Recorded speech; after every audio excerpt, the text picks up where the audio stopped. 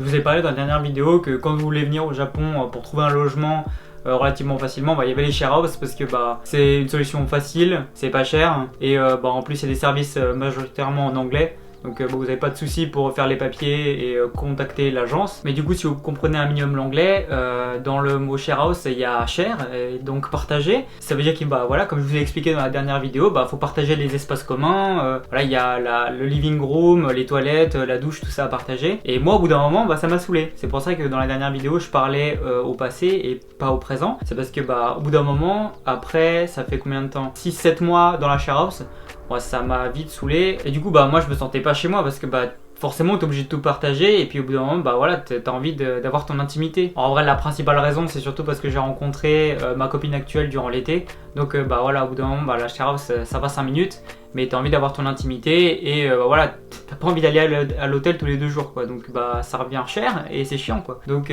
on s'est dit on va chercher un appartement pour se poser tous les deux en fait. Du coup dans cette vidéo je vais principalement vous parler des galères, des nombreuses galères que j'ai eues pour avoir mon appartement, et en fin de vidéo je vous donnerai des liens, des pistes pour si vous voulez trouver un appartement simplement, vous parlez pas japonais du tout, vous avez cette aide là qui peut bien vous aider pour trouver un appartement quand vous arrivez à Tokyo. Je vais pas vous mentir, pour trouver l'appartement c'était une galère, c'était carrément un plaisir tous les jours en fait. Je découvrais que tous les jours il y avait un problème. Au final du coup ça s'est réglé. Maintenant je filme dans mon appartement. Mais je vais vous expliquer un peu ce qu'il y a eu comme procédé et toutes les galères que j'ai eues en fait. C'était un vrai plaisir. Le premier point qu'on a abordé c'était comment est-ce qu'on trouve l'appartement en fait, parce que tu peux trouver des trucs sur internet mais c'est un peu flou, c'est pas toujours très bien expliqué, c'est des procédures, quand t'es pas japonais c'est la galère. Et autrement t'as le choix d'aller dans une agence, mais si t'es tout seul tu parles pas japonais, c'était mort en fait. Moi j'avais la chance d'avoir ma copine avec moi, donc elle a pu comprendre tout ce que disait l'agence. Pour vous dire en vrai,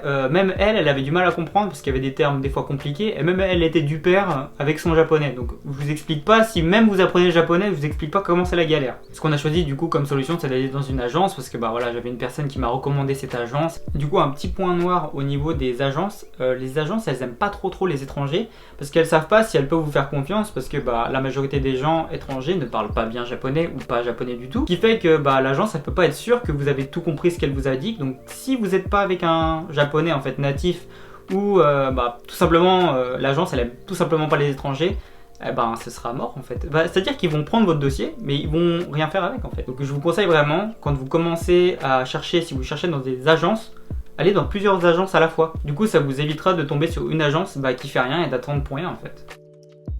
Première étape, on arrive dans l'agence et le mec il nous accueille, il nous fait nous asseoir et on commence à discuter des modalités, qu'est-ce qu'on veut comme appartement, dans quel quartier, etc. Moi je fais genre de comprendre alors que je comprends 20% de ce qu'il dit, et ma meuf elle enregistre tout puis après elle me traduit en anglais en fait tout simplement. Ah oui, point important, l'appartement il est à mon nom en fait, donc je devais faire tous les papiers tout seul, même si elle était là pour m'assister et puis pour m'aider pour comprendre en fait ce que j'étais censé remplir. Elle pouvait rien faire au niveau des papiers, donc elle était à chaque fois obligée de tout me traduire, c'était un bordel. Du coup on finit de lui donner toutes les informations, il collecte et puis il nous dit dans une semaine moi j'aurai fait une sélection d'appartements, je vous appelle et puis on sélectionne celle que vous voulez aller visiter. À savoir que quand vous retournez dans l'agence pour sélectionner les appartements que vous avez envie de choisir, vous sélectionnez les appartements, moi je veux voir celui-là, et vous allez les visiter le jour même en fait. Il n'y a pas d'attente. Je fais un petit point de comment en fait fonctionne le système de réservation d'appartement. Au Japon, quand tu visites l'appartement, on te demande directement tu le veux ou pas. Si tu le veux, il faut en fait demander à réserver l'appartement. À savoir que tu peux en réserver que un à la fois. Si tu le réserves et que tu es premier, en fait la première personne qui réserve l'appartement aura la priorité sur toutes les autres. Ce qui veut dire en fait que tout simplement quand tu dois faire tes démarches pour obtenir l'appartement, faire les papiers et tout ça, même s'il y a de meilleurs candidats que toi après, tu seras le premier. Donc du coup tu auras entièrement la priorité. Donc t'auras pas tu peux pas perdre l'appartement, etc. Si t'es le premier, de toute façon en fait t'as pas de souci à te faire, donc ça fait que t'as pas de stress pour ça. Pour en venir à mon histoire, nous on sélectionne 3 appartements et il nous dit vous voulez un appartement ou pas? Nous il y a un appartement qui nous plaît bien, du coup on dit nous on aimerait celui-là. Il nous dit qu'on est les premiers sur cet appartement, donc comme je vous ai expliqué tout à l'heure, on est les premiers de la liste, donc on n'a pas de souci à se faire pour ça. Il dit yes, on est bien, on va pouvoir faire les démarches tranquillement sans être stressé s'il y avait quelqu'un qui était prioritaire avant. Jusqu'à là, tout va bien. Je me suis dit, en fait, c'est facile d'avoir un appartement. Que j'étais naïf Mais que j'étais naïf. On a fini la visite, voilà, on a réservé l'appartement. Nous, il nous dit, bon voilà, je vous rappellerai d'ici la fin de la semaine. Et il aura monté le dossier, contacté la propriétaire, fait le dossier en fait pour avoir l'appartement. Donc nous, on est censé revenir quand il nous appelle pour signer tous les papiers, etc. Donc il me dit, voilà, il faut que tu apportes ceci, cela, nanana. Rien de sorcier, donc il n'y a rien de notable que j'ai à vous dire par rapport à ça, c'est les trucs classiques que vous devez apporter. Voilà, arrive le jour où on retourne à l'agence. Là arrive toute l'intrigue en fait de cette vidéo. Ce qu'il nous dit, c'est qu'en fait, il va y avoir l'assurance de l'appartement qui va nous appeler. Quel est le problème avec cet appel? En fait, c'est un test entre guillemets. Il vous appelle pour vérifier vos informations et pour savoir un peu qui vous êtes. Il vous pose des questions sur votre vie, sur vos projets, voilà. Donc, c'est des questions un peu banales, il n'y a pas trop de soucis. Mais est-ce que vous voyez le problème arriver là? C'est-à-dire que l'appartement, il est à mon nom. Donc ma meuf, elle peut pas parler à ma place. Donc ça va être moi, avec mon japonais, qui est, bah voilà, je me débrouille. Mais je peux pas comprendre des choses, voilà, des choses aussi compliquées que ce qu'on va me demander dans l'appel en fait.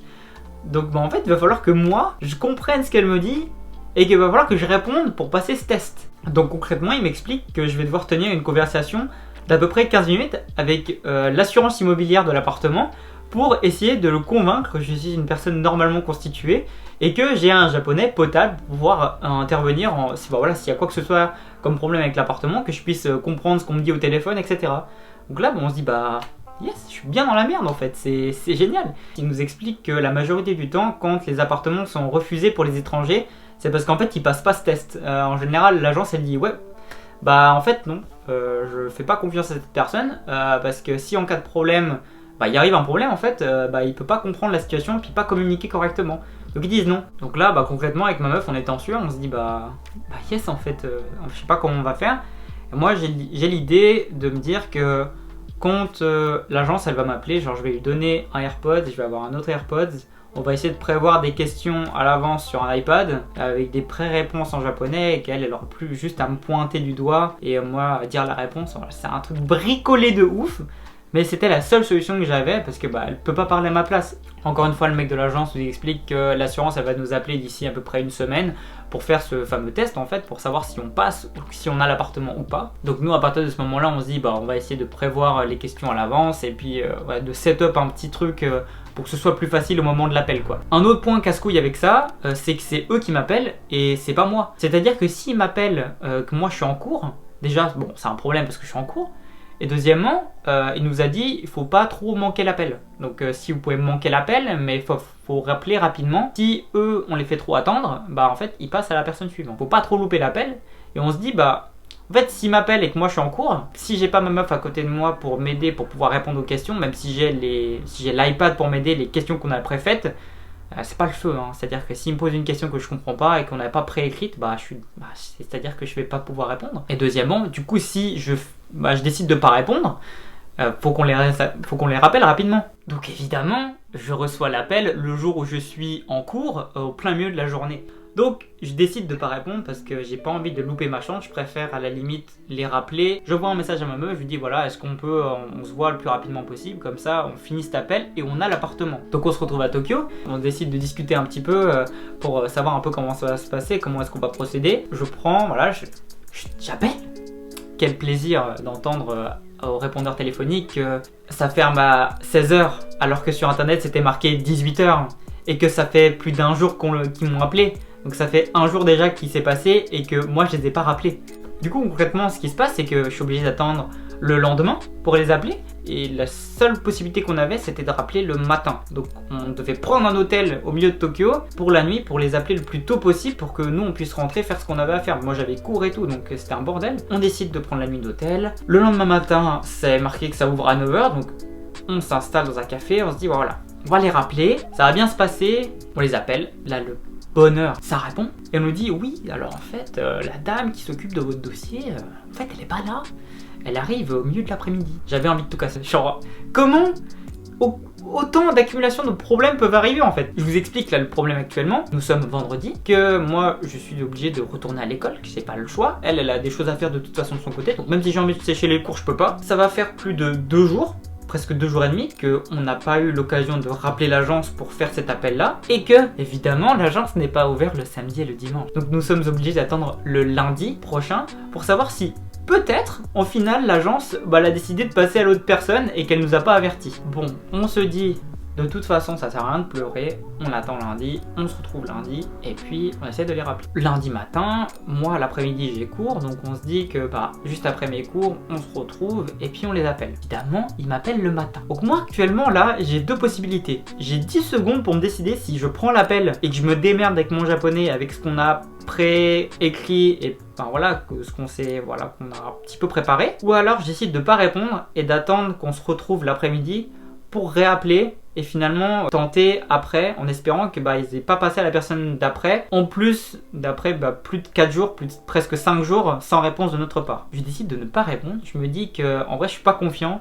Je suis sûr qu'on n'a pas prévu des questions qui vont poser et que moi je vais être dans le flou en fait, je vais pas pouvoir répondre et que avec ça ils vont décider de pas nous donner l'appartement. Essayez d'imaginer maintenant le stress que j'ai du moment où je décide de pas répondre, de partir à l'école et de rejoindre ma meuf. Finalement, comment ça s'est passé? Comme je vous ai dit, j'ai attendu, on s'est retrouvés, on les a appelés et au final j'ai bien fait parce qu'ils m'ont posé des questions auxquelles on n'avait pas prévu et j'aurais été incapable de répondre. Donc au final j'ai bien fait. On a du coup évidemment su quand ils nous ont rappelé et demandé plein de questions qu'ils n'avaient pas donné l'appartement à quelqu'un d'autre. On était vraiment contents en fait pendant que je répondais. C'est un peu weird comme moment. On finit l'appel, l'agence nous avait dit qu'ils allaient communiquer la réponse à l'agence à peu près un jour après. Donc on attend et le lendemain je reçois un mail de l'agence qui nous dit vous avez l'appartement. Donc tout ça n'aura pas servi à rien. Donc finalement on a eu l'appartement, c'est dans celui que je me trouve actuellement, celui dans lequel on vit depuis ça fait je pense 4 mois, 5 mois. Donc on est très content de l'appartement. On était super content, on a eu l'appartement et au final ça m'a donné une image très compliquée de ce que c'était d'avoir un appartement à Tokyo et je vais vous expliquer là juste après que il y a d'autres façons d'avoir des appartements plus simplement. Donc maintenant pour vous expliquer la deuxième solution que vous avez, beaucoup moins compliquée que celle-là, il y a un site que je vais vous noter quelque part et je vous mettrai dans la description en plus, qui vous permet d'avoir des appartements à Tokyo avec des documents en anglais, beaucoup moins contraignants, avec beaucoup moins de papiers, beaucoup moins de procédures, c'est beaucoup plus simple, c'est un peu comme une share house au final les procédures.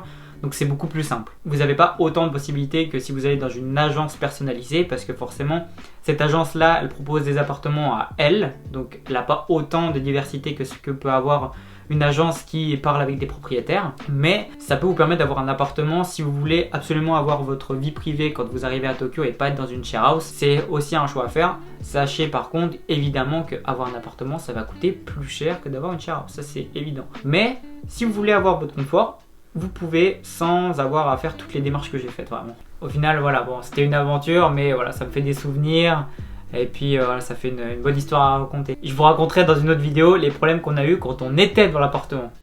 Si vous décidez finalement du coup de chercher un appartement avec ce système que je vous ai laissé dans la description, j'espère que ça vous aidera et que vous trouverez un appartement qui vous plaît. Si vous avez aimé les petits storytime comme ça que j'ai vécu au Japon, si vous en voulez d'autres, n'hésitez pas à vous abonner, à partager la vidéo. Merci à tous ceux qui le feront, ça m'aide énormément. À mettre un like, un commentaire si par exemple vous avez une question à poser. Et sinon je vous dis à la prochaine. Sayonara.